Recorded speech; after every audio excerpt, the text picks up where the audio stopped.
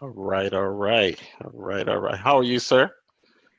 Pretty good. How about you? I'm pretty good. Sorry about all these technical things. I'll have them together soon.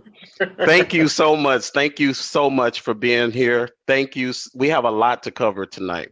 I have a Oh lot no. of questions. So I want to thank everybody for joining us. This is Jervis Canty and Friends at Home Edition with my special guest, Mr. B. Jareal. I'm really, really excited to have him on the show today. We've got a lot to cover because Mr. B. Harrell, new project coming August 28th. Hmm. Um, No Holds Barred. So this is your debut album.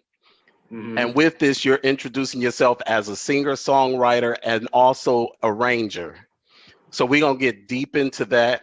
But I'm really, really excited. Everybody like and share this video. We're going to have a really, really good time tonight interviewing Mr. B. Jareal. So I'm gonna get started. So I'm gonna let you introduce yourself, and then we got a lot of questions we want to cover. So, Oh God. I don't know what to say to introduce myself.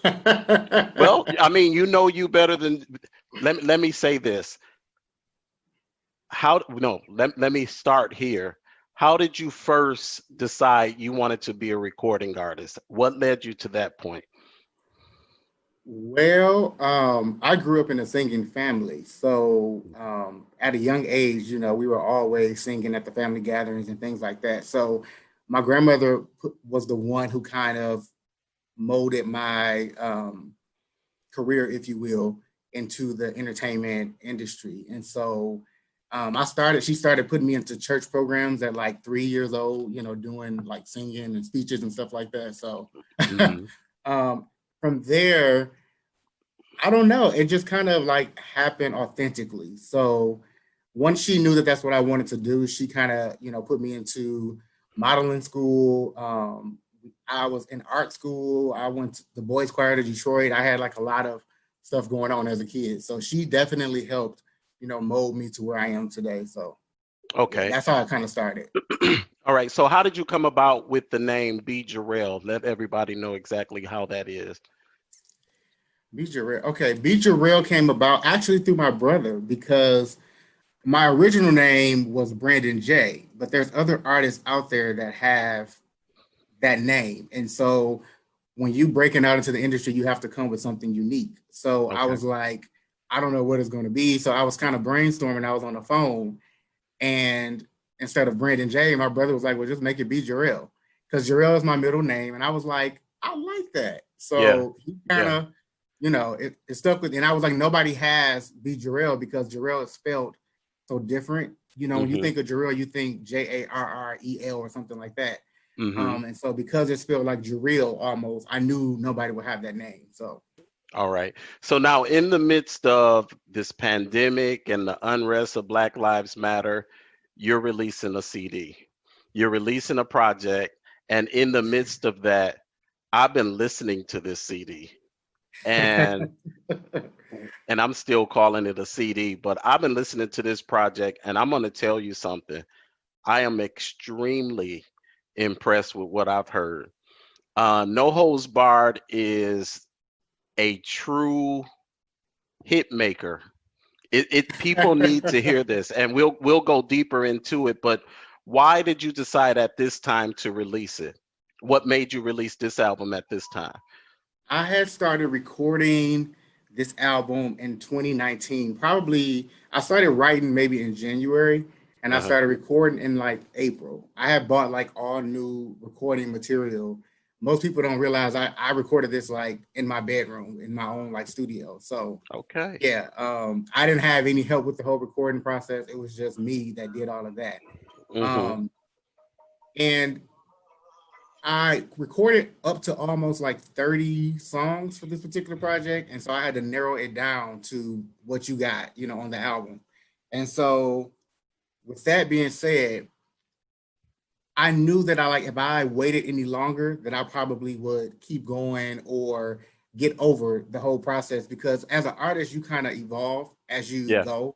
And I Mm-hmm. didn't want to stay in that same mode of this particular project. So I was like, it's time for me to get it out there. And then I thought maybe, well, it'll work in my favor because people are at home. They're Hmm. not really doing as much. Now, you can't do the traditional promo, like Right. performing and all of that, but, they're home to listen. So I was like, Right. maybe it may work in my favor. So we'll see. I think it's a great time because, like you said, people are stuck at home. But not only that, this gives you plenty of time. So when things do open up, people will be able to take notice to it. We're living in an age where people are creating lyric videos, anything that you can do. Even right now, we're doing this. This is a showcase that I normally do on a stage, but because we're stuck at home, Mhm. or safe at home, as some would say, I'm doing this now online, and because of online, I'm able to reach a much broader audience, and people are paying more attention to it because now everybody is forced to find something to keep them entertained, keep them going, keep them motivated, and keep them inspired. So I think you chose a perfect time for it, and I do believe that with the material that you have with the material you have on this album, I believe that you're going to do extremely well. I can't stop listening to Hallelujah. I'll just say that. I cannot stop listening to that is my song. So with this album, what sets your music apart from other artists? So this is actually a two-part question, but I'll ask you that part first. What do you think sets you apart from other artists? Ooh, that's kind of, I try to stay um true to like R&B. I like to allow my music to tell a story. Hmm. When I'm writing, I think about, my own situations, but my first mind goes to how can people relate to this? Right. I have to create a picture in their head, when I'm writing lyrics or trying to put music together. Because the point for me is to basically motivate people or help them get through certain situations or kind of write music that's relatable. Hmm. So, nowadays it's kind of like music, you can write about anything and it can become a hit. So I wanted Absolutely. to stay true to real R&B, but also just kind of create that picture and still give it, something that sounds current. Okay. So you still sticking to the traditional R&B, you got the storyline, but you want to make sure that it's current, and Hmm. that's kind of, and then I write it for longevity. So even if, you know, let's say people don't know who I am and it doesn't take off the way we want it to, maybe a year later, it can still be relevant. You know what I'm Right. saying? So, Right. So did you write all the music on this project too? so the production was done by various people throughout the world, Okay. but all Okay. of the lyrics and arrangements and backgrounds is all me. Yeah. You wrote all those lyrics Yes. and Except you the did rap all part. and you did the background vocals. Yes. We're going to talk a little bit about the rap part specifically on Hallelujah. Um, and we'll come to that in a minute.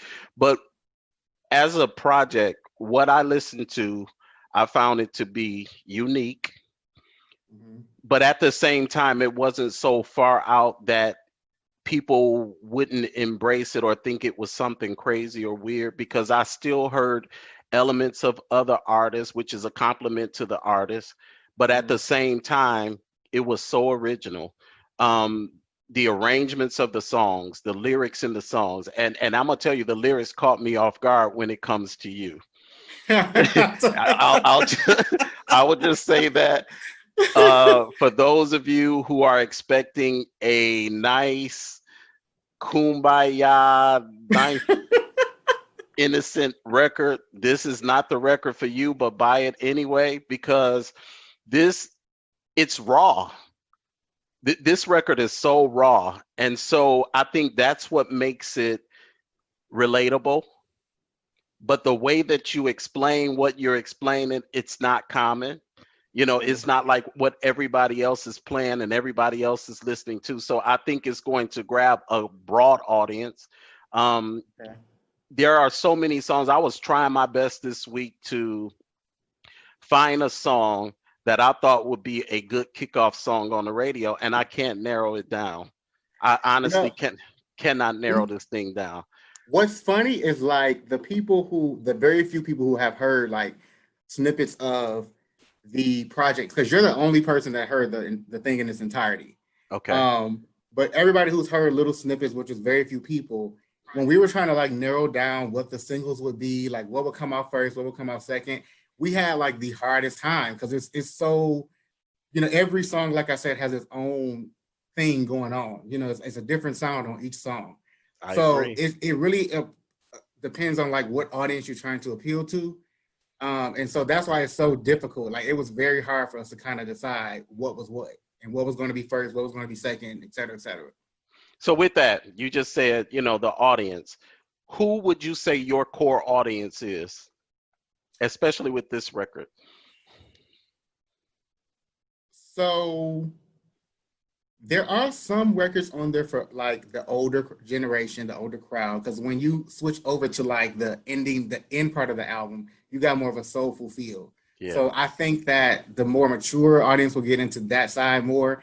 But then like people around like the 18 through I don't know, maybe even 40, 45, 50, I don't know. Like I don't know, it's hard. Like I don't know. And that's the thing. Like I said, when I was kind of listening to it, and I've listened to it every day since I got it from you. I've listened to it every day. And there is music here that appeals to everybody. You know, the younger crowd like what you got to say about sexuality and being Right, real and raw. They love that. But the right. older crowd loves that too. You know, so Mhm. there's a couple of songs on here that are club bangers straight out the gate. You know, but then you got other songs like Back to Basics. And Mhm. Back to Basic just kind of it resonated with me because it's kind of where I am in my life right now. Right. So it's going to speak to a lot of people. Hallelujah. People are going to go in thinking, okay, hallelujah, maybe he did a gospel song. And then when they hear it, it's going to be like, wait. Well, first I'm gonna say I think that's funny because I have a video that I'm going to do a release next week, the album release week. Like on Tuesday, Wednesday, and Thursday, I have a video of the breakdown of all the songs, like how they came about, et cetera, et cetera. And when I got on Hallelujah, it can be controversial because people who are in the church might be like, wait a minute. But I had to break it down and explain, like, you know, you're basically just saying hallelujah for finding this person that's like ideal, you know, for you. Well, finding the person there and finding some other things within that person too. So, Well, so, so, yeah. so I really think that with this project, you're going to be able to kind of cross a lot of lines when it comes to R&B, and you're going to be able to get to the 20 somethings, 30 somethings, 40 somethings, and the 50 somethings. You know, Right. because I think everybody now seems to be listening to the same music. Uh-huh. You know, and so with that, you know, people are starting to kind of cross over into music that they normally would not listen to, you know, and they're enjoying the music because now they have time to sit down and listen to it. Right. So with the first single, My Bae Bae, why did Uh-huh. you choose My Bae Bae as the first single? And where did it come from? My baby actually was not going to be on the album. Well, it was, but I was narrowing down like what I wanted to put, you know, on it from all of the songs that I had done. Hmm. And my baby, when I first did it, I was so into it. I was like, oh yeah, this is it. You know, that's gonna be the one. Hmm. But then as time went on, you know, I had the hardest time with that hook. Like it was a challenge getting it the way I wanted Okay. it. And once I got it together, my brother heard like um, all the way up to like the end of the first hook. He heard the Hmm. song and he was like, not only do you need to keep this song, you need to put it out as the first single. It needs to be the first song on the album. Like this is it. Like that's the one that you need to put out. And I Hmm. was like, I didn't get it. I was like, I just don't see it as being that, you know, getting that response. And when I put it out, you know, it could be further along than what it is because I think when people hear it, they really like it and they Hmm. gravitate towards it. The Hmm. problem is that because I'm still new, a lot of people don't know about it. So I Right. feel like once it actually gets out there, then people will respond well. But at this point, the album will be out at that point. So then you'll have Right. like more variety, you know, to choose from. So So what I think is going to happen, especially in Detroit, because Detroit is very finicky, Mm-hmm. and Detroit is honest, and so I Mm-hmm. think a lot of people tend to, if they don't know you, they're going to listen with a very critical ear. Right. And I'll be honest, when I listened with a very critical ear, and when I started hearing the melodies and started hearing the harmonies, I was shocked. And I'm not even gonna kid you. It's really, really a good. And even though there are songs that reach one area and songs that reach another area, it's cohesive. You didn't have Mm-hmm. this here, everything just, but just thrown music on a record. You Mm-hmm. can actually listen to this record. You can listen to it in your chill time. You can listen to Mm-hmm. it in your party time. You know, Mm-hmm. the ballads are true R&B ballads. The up tempos are true R&B up tempo club banger songs that you can listen to in the club. And so I think the timing of it, is perfect because we're at the end of the summer. Mm-hmm. Um, well, almost at the end of the summer. And so people are looking for that music to ride in the car to. I believe that people are going to be bouncing to this next week, or it is next week. They're going to be bouncing to. I know I'm going to be playing it in the car. So I'm excited to hear that part. With you coming into this industry, what is your expectation from the industry? I am trying at this point not to have any expectations because I feel that I don't want to be disappointed. I Okay. know how finicky the industry could be. Well, people in general. You know what I'm Yeah. saying? Yeah. It's all about trying to find your following and your supporters, and that can be hard when people don't. When I'm not a traditional marketing person, I don't know what to do. You know what I'm saying? Right. I want to go about what you tell me to do. I'm going to share it on my wall. Blah blah blah. But my goal is to try to get more people involved and really try to um, put it out there. I guess I don't know. Like I'm just trying not to have any expectations. But being an independent artist, it is so hard because I don't have a team of people doing things for me. I have to Mhm. do a lot of it myself. I Mhm. have worked with a few friends that help me like with the photography, the album art, things like that. But like the promo videos and like a lot of the like business side of it is all me, and it's a lot. It's a lot.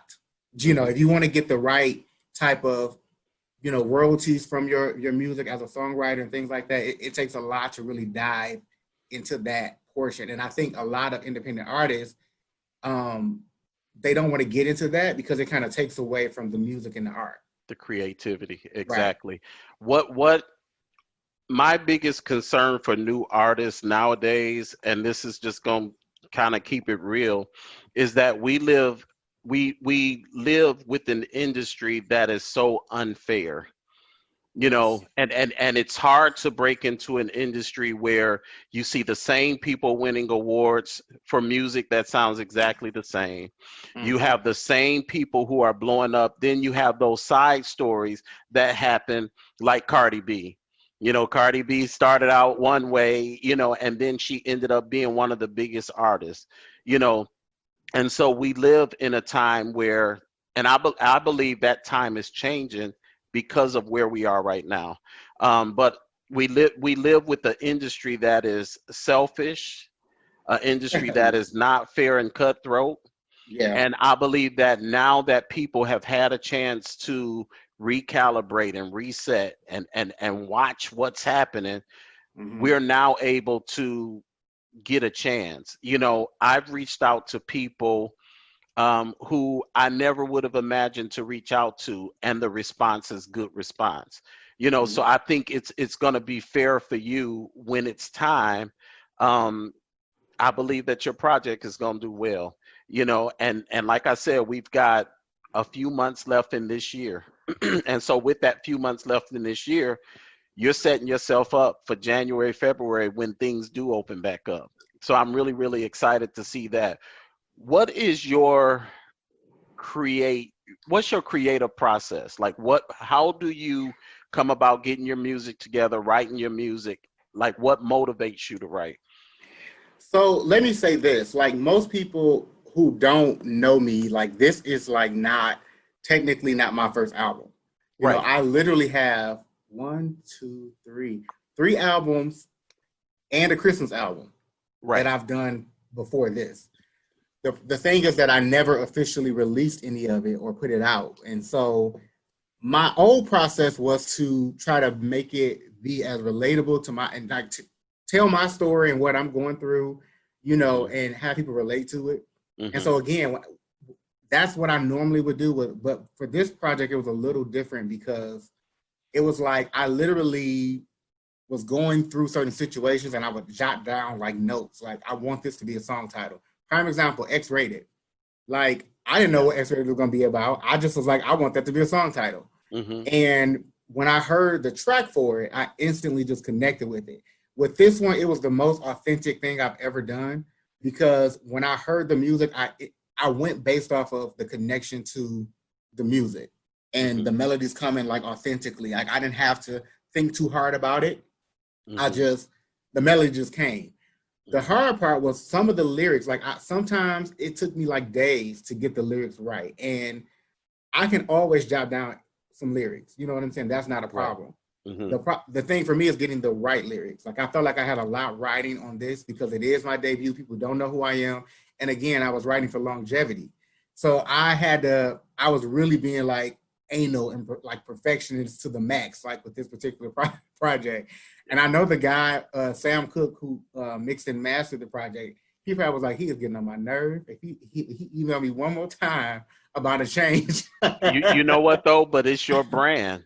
Yeah, And this is that one shot. You know what I'm saying? Even though you've made other music, this is the one shot and you got to get it right. You know what I'm yeah, saying? On this yeah. album, you have some collaborations. You had one, is it Ray Ami? Is it Yes, Ray Ami? yes, yes, And that's on Drop the Mic.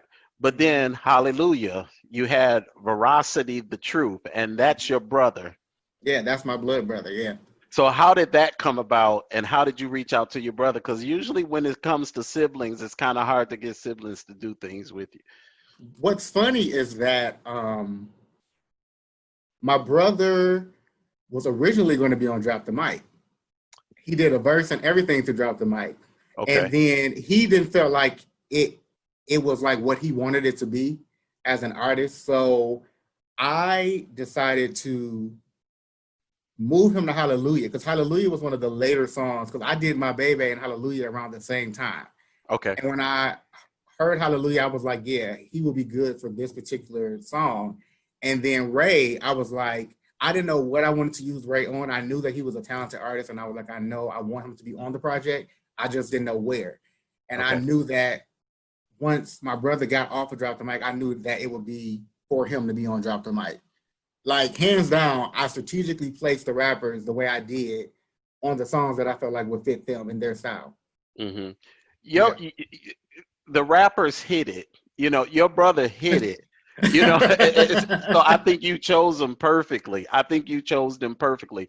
Now you chose artists that and your brother. If you could collaborate with any artist that's out right now, who would it be? And it could be more than one.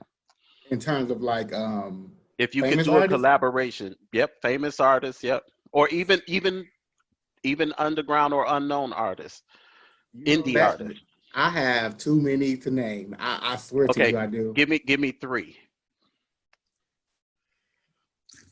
Um, well, you know, and I know people are probably going to find this weird, but there's a reason behind my attachment to this artist. But Mariah Carey is my like top favorite artist.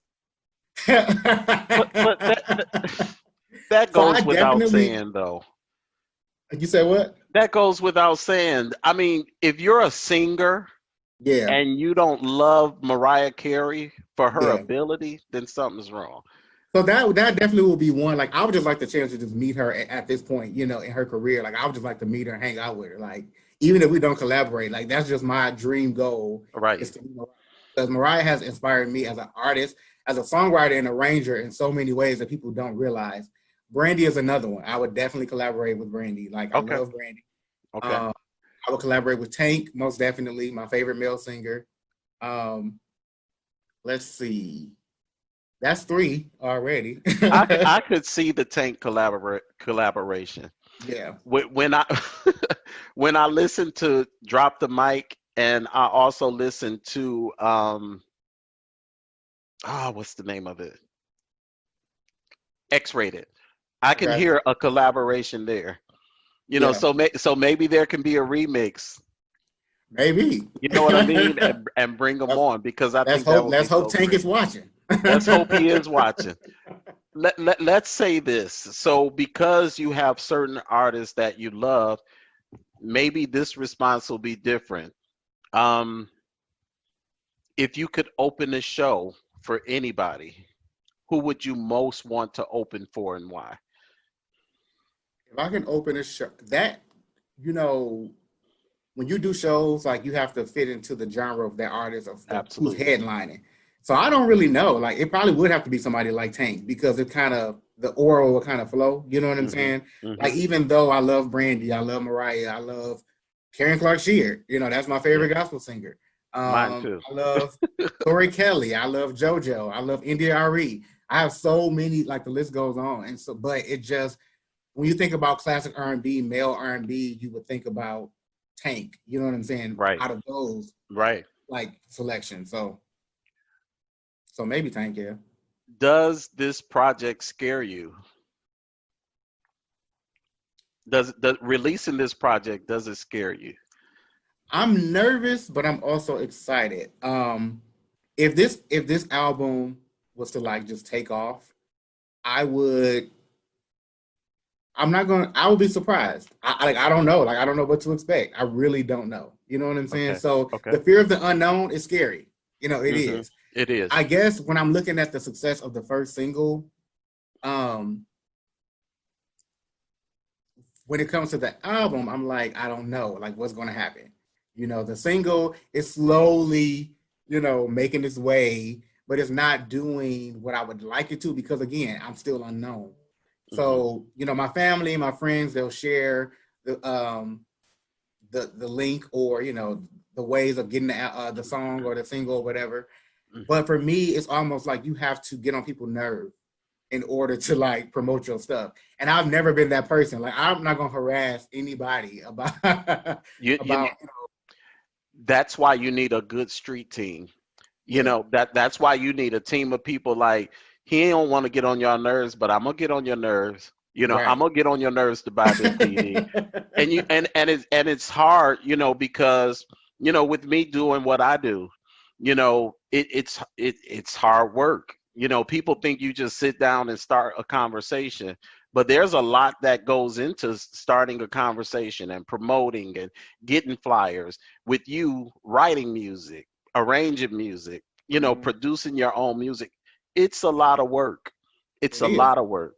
Um, I don't think with I don't think people really realize like how much work it actually takes. hmm Because again, when you are recording number one, like you can take one note and you have to stack that note maybe 4 to 5 times, depending absolutely. on and it's very tedious. And so the guy who mixed and well, like Sam Cooke, who mixed and mastered the project, he was like, I admire you because your consistency with the vocals and the arrangements and how you did that. Most people like they don't do that today. Yeah, yeah. But he was like, I admire the dedication you took of getting it done because there's a lot of, especially on Back to the Basics, like a lot of arrangements and backgrounds and stuff going on. Hmm. So it took time and it's hard, and then you got to worry about the business and that's hard. So it's not easy. And then you got to worry about marketing and promotion after the fact. So yeah. You did all of your background Mm-hmm. on this project. Mm-hmm. And when I listen to the project, there are notes that you are hitting in that background. And I'm like, and I'm just going to say it. I'm like, who is this chick killing this background? So for you to say Right. that you're doing it yourself, it Right. really, I love real musicians and I love real artists that do what they do and they know how to do what they do. Mhm. When did you embrace the fact that you had a gift? Not with when your grandmother, discovered that you had it, but when did you discover that you had a gift? I think in high school, literally when I started high school, and I started at a like some type of private school at first, Yeah. and then I ended up switching over to Denby, Okay. um, which is in I'll Detroit. forgive you for that. No, I'm joking. I'm joking. But it was like the best decision I could have made because Yeah. when I got there, my choir teacher, I knew I wanted to sing. I knew that's what I wanted to do. So I joined the concert choir. And it was her first year there as well. Sylvia Greenwood was my choir director. And so when I walked in, it was so funny because she was like, "Can you sing? You look like you can sing." I was like, Ain't that I was something? like, I guess. Uh-huh. So I said, I guess. I'm like, I didn't know people had a look that they, if they can sing. So she was like, get up here and sing. And that was just like, okay. So she just called me out, put me on the spot, and told me to sing. And so we were preparing for the pep rally, Hmm. and the choir was going to sing the school song. Okay. And once I sang, she put me on the Star Spangled Banner in a three-part harmony with a guy named Anthony and a girl named Anna. And we Okay. did three-part harmonies to Star Spangled Banner. Well, when I heard the school song, I was like, I hope she don't think we about to get up there and embarrass ourselves. I'm not doing that. I'm not doing it. I'm like, I'm just starting high school. They gonna boo us. Like, this is horrible. Hmm. So I literally went home. I got on my keyboard. I played a track to created this track, and then redid the school song and brought it You back to school. redid the school song. I did. I redid the school song. Okay. And when I presented this to Anthony and Anna, and I was like, I don't want to show it. Let her listen to it because I'm nervous. Like, she's probably gonna tell me to sit down somewhere. They were Right. like, no, she got to hear this. She got to hear this. So they literally like made me play it for her. Like they grabbed like the tape recorder, they put it on her desk, and they started playing, and they made me sing it. And so when I sang it, she was like, "That's pretty good. I like that." So she was like, "I'm gonna make y'all do." So instead of us doing the whole choir doing the school song, we did the Star Spangled Banner and the school song in three-part harmony. Okay. And so I had two verses in the way how I redid it, and I did the first verse, and Anthony did the second verse. So when we got in front of the audience at school, um, like literally when I opened my mouth, like the school went crazy. And I was like, what? What is this? Like, I mean, I had been singing for a while up until that point, but I had Hmm. never seen a reaction like that. Hmm. And then the principal, after the fact, fell in love with that song. So he had us singing it everywhere. It was Good. almost like Yeah. a singing and lean on me. You know what I'm saying? Uh-huh. And he had me singing it everywhere. And I was just like, okay. So at that point, I was like, maybe I got something. Maybe I can write, some hits. I don't know.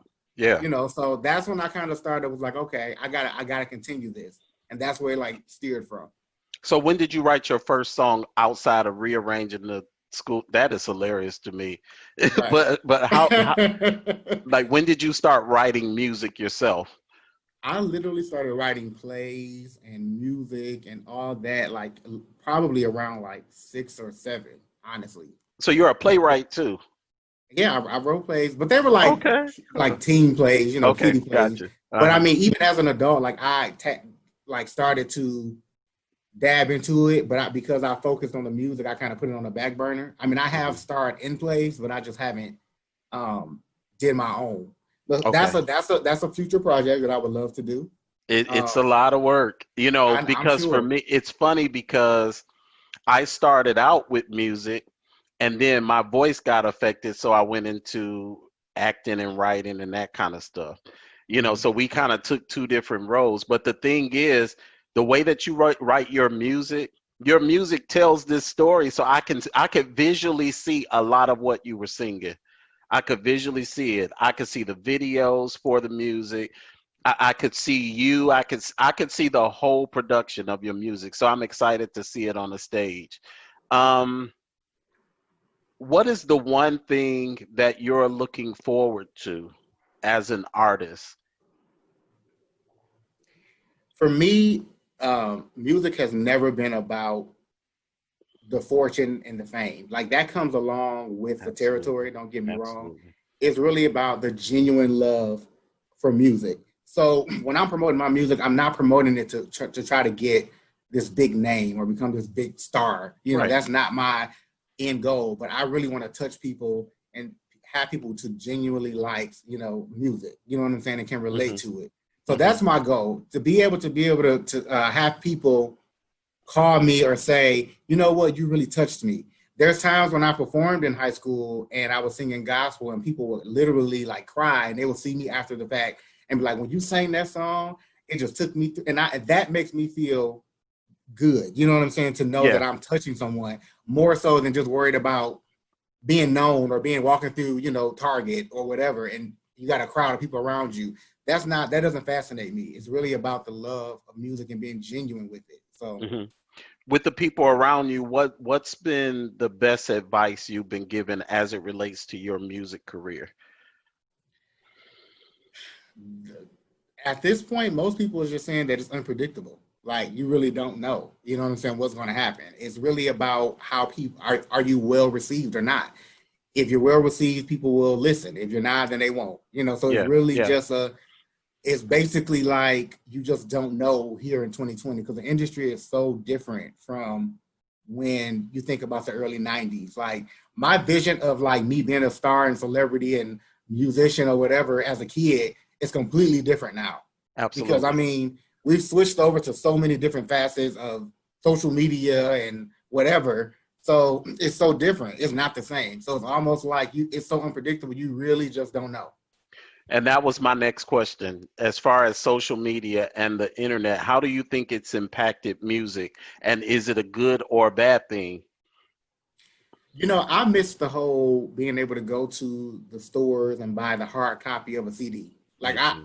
I miss that. Like I would have done that for this one if I could. I know like Brandy, she just released her album and she did a hard copy, which most artists don't do anymore because everything is digital.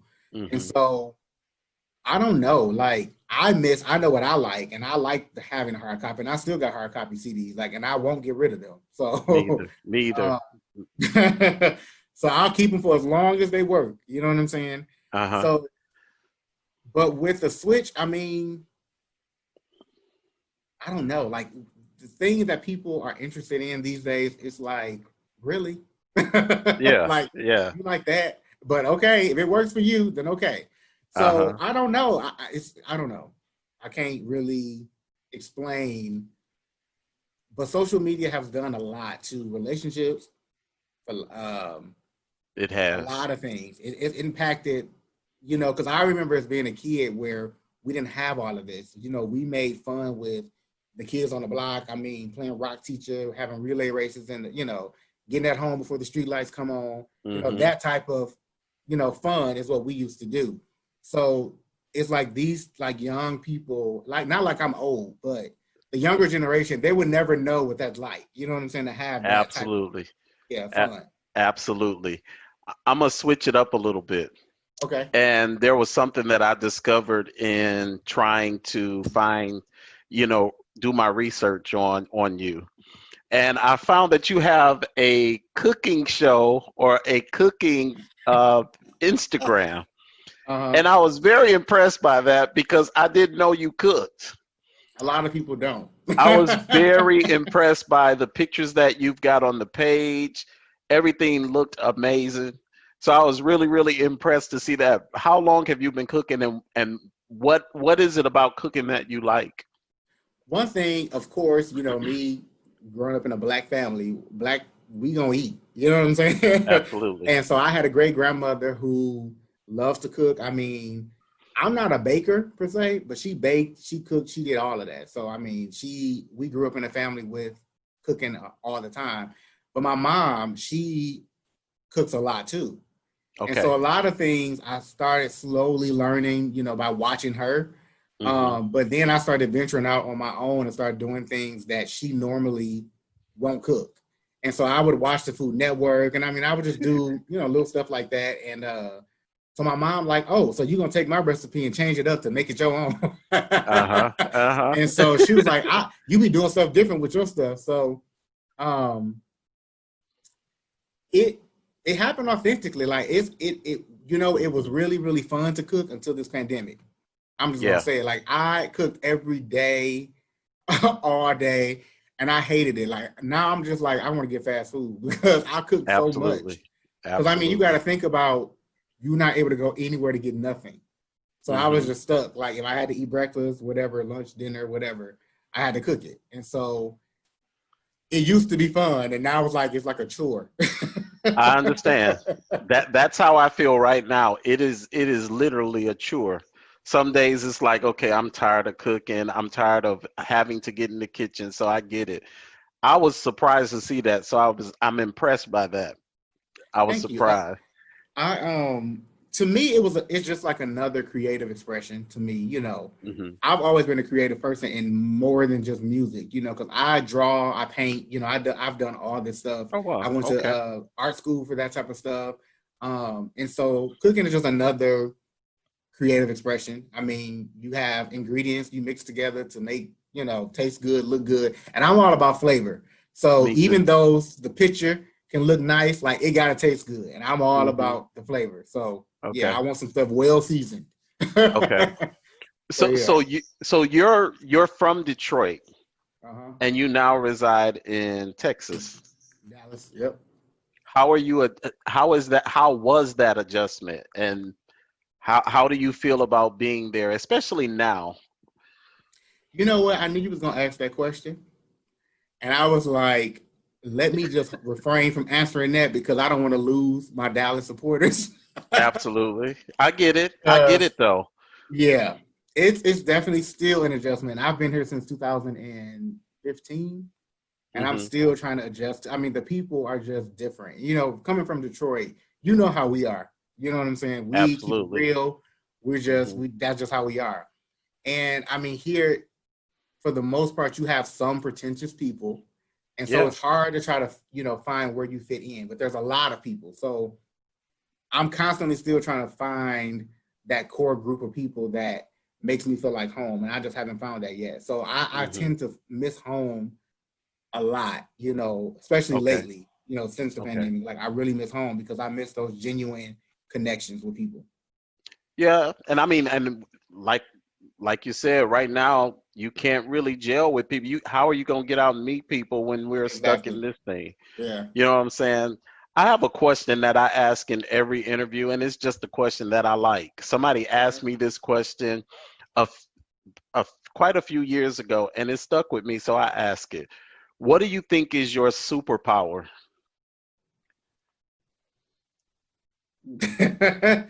I don't know. I love um, asking that question because nobody expects it, and it throws everybody off. oh, I don't know. um, I kind of, I don't know. Like, I kind of know what I would want to say, but I don't know how to express it in one word. You know what I'm saying? It's Hmm. hard. Um, I'll say creativity is number one because I like to think outside of the box. I don't like to follow norms. I like to I like things that's different. What everybody else flock to, I like to go the other way. You know what I'm saying? Hmm. So I say creativity because I try to be as creative as possible to try to find ways around what everybody else is doing. Right. And so I've always been, like I said, been a creative person. So I have to think a lot, and I think all the time. My mind constantly go, go, go, go. So I'm always trying to think of ways, like even like now with promotion and things like that. Sometimes they pay off, sometimes they don't. So I don't know. Like that's definitely one, but I don't know if that would be the superpower. Okay. I like that. I like that. I have something else I want to do. And this is what I call a speed round, just to kind Okay. of break things up. So it's a speed round. What I'm going to do is I'm going to mention one word, Okay. and you tell me what that one word means to you with one word. Okay. Okay? All right. So I'm going to start out with music. Oh wait, life. The next word was life. Um,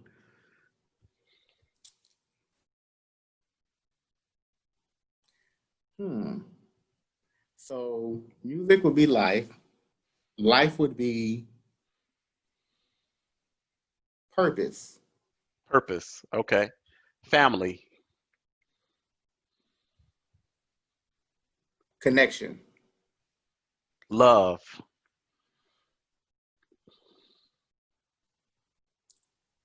Um, what's the word I'm looking for that as in one word? Love would And be um, I'm looking for a word that's like the greatest of all, like the ultimate, the ultimate thing, the alpha. yeah. Yeah. um, I can't really find a word that I'm looking for that. But you get where I'm going with that.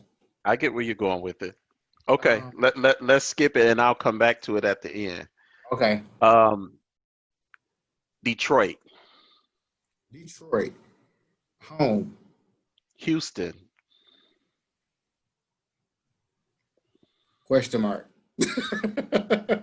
There it is. Money. Money, um,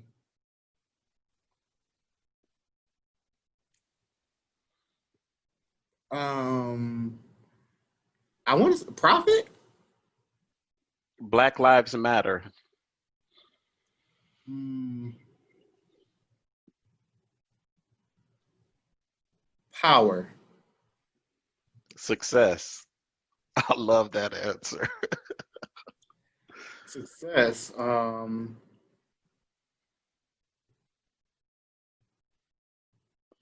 inevitable. Failure.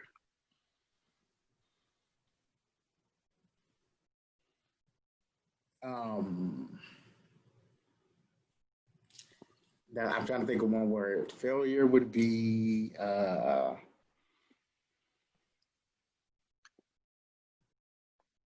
non-negotiable. Non-negotiable. Okay. Okay. 2020. 20, garbage. Garbage. 2021. Hope. Hope. Strength.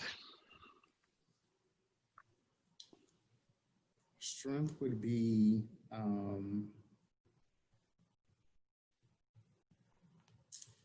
hmm, I don't know. That's a hard one. Corey. My brother Corey. Yeah. My brother. Oh, uh,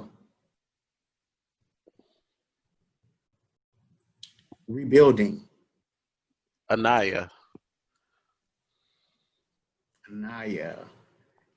Um,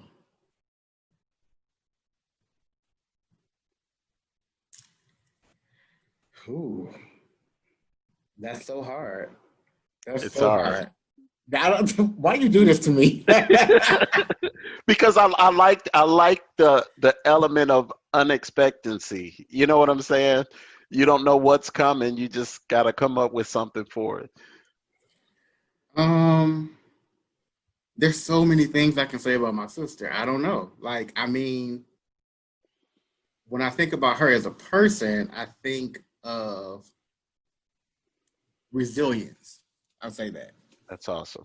That's awesome. Mom.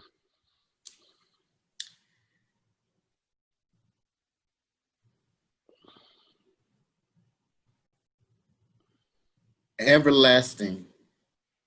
Awesome. Okay. Fear. Oh my. Fear is um killer. Killer. Barrier. A barrier. Hmm. Come up. Okay. George. Your dad. Um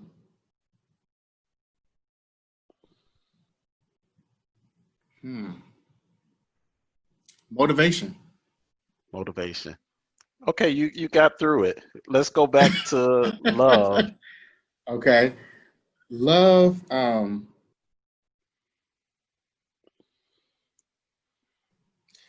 wanted to say everlasting, Hmm. but I don't think that's the right word I'm looking for. What I'm looking for is a word that means that we all require it. It's like the most like dominant thing that we all need and It's desire to have. necessary. It's Yeah, necessary. necessary. There you go. There It's you go. Necessary. necessary. There you go. Okay. That's the Okay. word. Of the music on No Holds Barred, what is your favorite, or do you have a favorite on the project already? Somebody asked me that, and as we it's like picking children. Like you just can't. You love them Yeah. all the same. Now, like I said, I have some that are more personal than others, but I don't have a favorite. I find myself listening to standards a lot more lately Okay. than normal. Okay. I Okay. really, really like standards, and I really didn't expect people to respond like to standards the way they have been because I thought it was just something different that I was doing. Hmm. Because when you think about the intro, it's like got this little guitar going on, and you like, what's about to happen here? What's happening? And then when the beat drop, you're like, oh, wait a minute. You Hmm. got a little groove, okay? So standards I've been finding, I probably may release that as a single at some point because I love for like I know I would love performing that song. Hmm. Like that's one of the easier ones to perform. Like a lot of my songs have so many different arrangements going on that it's hard to sing live. Yeah. Yeah. So Yeah. it's gonna be a lot of the backtrack playing, but it's gonna also be me singing on top of that, live and stuff like that. So And then you're gonna have background singers once somebody exactly. discovers you and that all that good stuff. Right. Soulmate, I'm gonna tell you again, like I told you before, Soulmate needs to be a full song. When I Oh, listen you to it, mean I'm like, stacks? You talking about stacks? yeah, I got it Stacks. stacked. Okay. That's what I meant. That needs to Okay. be a full song. That I love that. So I can't wait until you go back and do the remix to that and it becomes a full song. I'm looking forward So to that. the artist who did the photography for my single and my album cover was Alumni Royale, and he's actually a hip hop artist himself. And he Hmm. was supposed to be featured on Stacks, and I called him out to do that particular song, but our schedules did not work in our favor. So I was like, I'm gonna have to just put it as an interlude to kind of like, still put it a part of the project because I didn't want to like wait and then it never happened and never got any type of shine or didn't Yeah. see the light of day. So I was like, Hmm. let me just go ahead and put it on there as an interlude. And Okay. so I was like, depending on the response that I get from it, that would determine if I'm gonna go back and put him on it like you were originally supposed to do and re-release it. Okay. Okay. Um, I just lost my train of thought. Your audience, you have I want you to take 1 minute and just I want you to sell No Holds Barred. Why would we want to buy this record? I know why I would buy it, and I know why I'm going to buy it because I know why I am. But sell it for 1 minute. No Holds Barred is a album that's classic R&B, but it gives you different facets of R&B. You got a different sound for every song. It's for the grown and sexy. That's Yes, it kind of is. the aura of the particular album. So if you like grown and sexy, if you like mature sound, I mean, it's gentleman like. You know what I'm saying?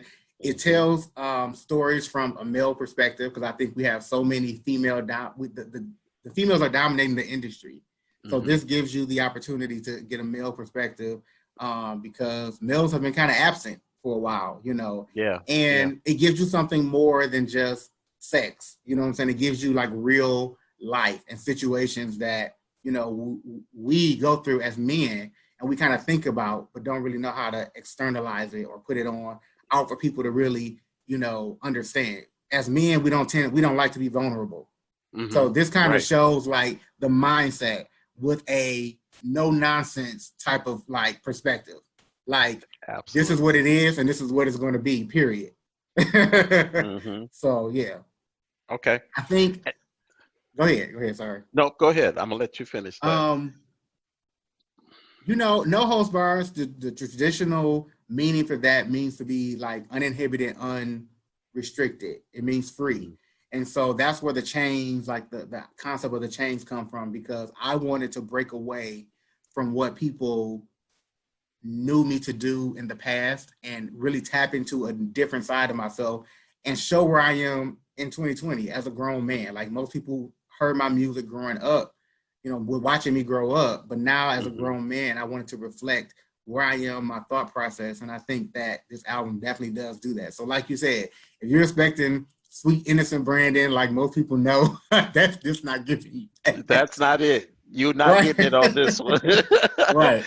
or you might be getting sweet, but it definitely ain't innocent. It Right. is not. It is But not like you say, innocent. it's very raw and it's authentic and it's like it's grown and sexy. Like that's what it is. Hmm. Okay, so tell me, do you have a useless talent? A talent that don't mean nothing, but you have it, and that's that. And if you do, what is it? Mm, a useless talent. I don't know. Like You I don't know. think most of the things that I can do, I do. You know what I'm saying? Right. So Eh, like, right. I try to utilize in all different like whatever I can do, I can do. If I can't do it, I can't do it. So I don't even try to attempt it. Absolutely. So Okay. yeah. Okay. What are you listening to right now outside of No Holds Barred? Who else are you listening to? What's standing out to you musically? The only thing that really came out recently was Brandy's album, the B7 album. I listened to that, which is different for her. It Um, is. It is. Very different. And you have to really kind of have an ear for music to kind of understand it. You know what I'm saying? Because I've seen so many mixed reviews on the album, and I have my favorites. Don't get me wrong. Then I have some that I don't like. I mean, that's with most albums. You know what I'm saying? So Hmm. I do have some that I really, really, really, really like. But that's really it because I've really been listening mostly to my stuff, trying to like trying to promote it and get it, prepared to be pushed out there. So. Hmm. What makes you happy?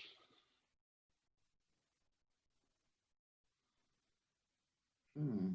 You throwing these hard, deep questions. What makes me happy? Hmm. Um, I like the fact of having connection with people that makes me feel um, like it's okay to be you. You know what I'm saying? Hmm. Hmm. When you can throw the day away and come home at night and just like chill with your friends, your family. I'm very family oriented. So um being around like people that I have genuine connections with makes me happy. I think Okay. most of my life I've been a loner and I've been alone a lot of my time. So I've had a lot of time to like really do self discovery and really find me and figure out who I am as a person. And so now I'm at that point where I'm like, I need that connection with other people. And at this point, it's so hard now. It's like Yeah. almost too late because so many Absolutely. people are damaged, they're torn. And so it's like they have trust issues. So it's hard to really make those connections. But so when I find it, it's that's what makes me happy. And then being able to motivate, inspire, and help other people makes me happy. That's something. I was just having a conversation with somebody yesterday, and in the conversation, it hit me that like you said, there's a lot of broken people. But with people being broken, some of us are meant to be the fixer. Some of us are meant Yes. to fix some of those broken people. Mean we got to dig through a whole bunch of crap, Mm-hmm. And and I it's think, hard. It's hard being in that role because people don't understand like how much you actually take on. And I yeah, think yeah, when I moved from Detroit in 2011 and moved to Kalamazoo, I was in Kalamazoo from 2011 to 2015 before I moved to Dallas. And okay, when I was there, I think that was probably the best decision I could have made in my life because I hmm, learned to, for those years, I had to be selfish. I had to yeah, really say, okay, I'm going to go live my life and I have to find out who Brandon is. You know what I'm saying? hmm, And I can't worry about everybody else's issues right now. I had to really, really, and I had to be independent and really step outside of Detroit, my comfort zone, to do that. You know Absolutely. what I'm saying? So Absolutely. it's hard because you take on a lot when you take on your issues and other people's issues. And I Hmm. work in health and human services, like I have a degree in family life Right. education. So Hmm. I'm still, counseling and taking on people's, problems. It's just Yeah. that now I'm strong enough to not internalize it and make it my own. You know what I'm Oh, saying? I totally know what you're saying. What's your musical plan and goal in the next 6 months? I would like to do a live show, some type of performance show, like performing some of the songs from the album. Since I don't have the traditional concert hall or whatever to go to, Absolutely. so Right. so I would like Right. to do something like that, most definitely. Everything else, like I don't know because it really depends on the shift of the community. You know what I'm Hmm. saying? Like Hmm. even my job is community based, and so I'm working from home. So it's like, when the Yeah. community shut down, like what do? You have to find creative ways to go around it. So we're moving to like an online platform. But with Yeah. music, it's like you really can't do nothing but wait until things get better. You know what I'm saying? So it really Hmm. depends on the industry and what happens and the community. But I also want to do some visuals for some of the songs, and I haven't been able to do that either because of the pandemic. And so, like, Drop the Mic definitely was supposed to be the next single, actually. Yeah. Yeah. And because it's a feature, we didn't have a way to connect because of the like fly-in restrictions and all of that. So I want to do some visuals. I want to do a live show, and those are two things for sure that I know I want to do. Okay. I can see something great happening with this project. Just listening to it, and I'll even sell it. For me, it's good. No, no, no, no. It's great music. It's true music, and the vocals are the vocals are excellent.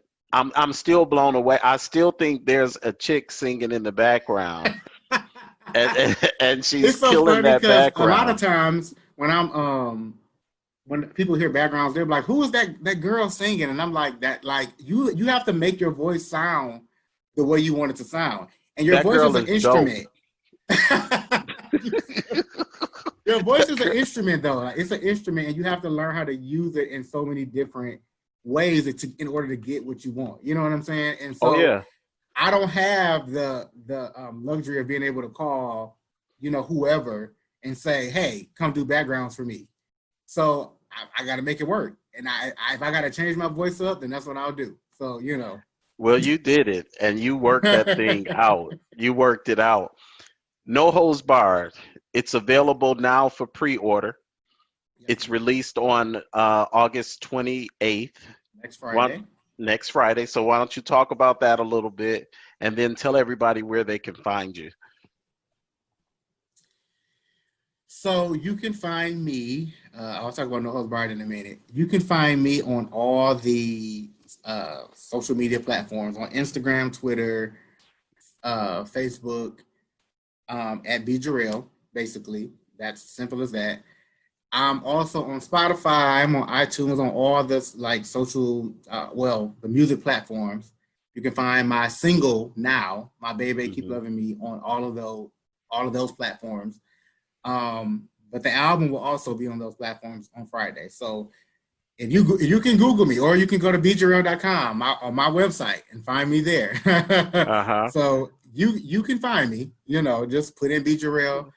That's why I try to choose a name. Like going back to your first question, that was identify that people can identify. Me. Right. So Right. yeah. Well, I And think it's. Go ahead. No Holds Barred. I think I kind of you know, I kind of gave y'all what y'all going to expect from it, and then you talked about it. So I mean, I, it's I can't wait for people to hear it, especially because people we know, people are going to listen to this, and they're going to be impressed after they're shocked, because they're going to be shocked first, because I'm but telling you, I did not expect it. I didn't know I what to expect. always The first thing that I always say is that people who know me or have followed me from the beginning of my music will definitely be shocked. That's the first thing that I always tell people. Like, don't expect the traditional Brandon. Like, just don't. The music you sang at your birthday party was nice. That Right. was The nice nut. music. Uh-huh. This music here, it's nice. I'm gonna say it's nice, but it ain't nothing nice. Right. Exactly. You know what I'm saying? It's grown folk music is what it Yeah. is. And so if you want some good grown folk music, grab this project Yeah. and you'll be able to get it on Friday. That means you can chill to it the entire weekend, whatever your plans are, whoever your plans are with, you can you can listen to that and it'll get the mood going. I'll say it that way. I appreciate you so much for being here. They can follow you at your website is www.bjareal.com. Mhm. Again, the record is available on all digital outlets starting August 28th, but you can pre-order it tonight. So go do that. Give them a couple of hits tonight. Mhm. You're found on all social media. You also have Cooking with B. Jareal on Instagram. They can check that out. So that's going to end up becoming. I forgot about that. That is a future project. That's going to become a show where I'll actually, be going through the steps of cooking the stuff. Like as of right now, you just have like photos and things like that. But then I'm gonna Mhm. go through the actual steps of like actually cooking. But I wanted to kind of get the music stuff kind of like done first, and then Yeah, I'll kind of like move over into that at some point. So yeah. I think that's so awesome because you'll be able to cook for them and then talk them out of some things with the record. But again, thank you so much for being here tonight with me. It's a Wednesday night. Uh, my show is normally on the weekends, but I had to be a part of this. I'm really, really excited for you. I'm happy for you, and I'm totally impressed with this project. Thank you. It's in my rotation. I listen to a lot of local artists, Mhm. but you're in my rotation. It's in my Thank you. rotation. I'm glad to have my hands on it already, but I'm still going to Look, you're support gonna it. have a lot of people mad at you right now. Because you are That's not okay. like a lot of people been trying to get like this album for the longest, and I'm like, no, y'all need to wait to release date. So the fact that you said that you heard it, they're like, what? I already can see it. I've heard it, but they'll be okay. I mean, they're gonna have to be okay. It really is good, y'all. Please grab it. And thank you so much for being here. I Thank you for appreciate having me. you. Thank you for sharing this opportunity with me and allowing me to be a part of it. I can't wait till next Friday when it's original when it's released and everybody gets an opportunity to listen to it because again, I think people are going to be really really really impressed. I hope so. Yeah. All right, all but right, thank you and enjoy your night. And all I'm right. looking Thank forward you. to next Friday. Okay. You too. All right. All right. Thanks. Thank All you, right. sir. Bye. Okay. Bye bye.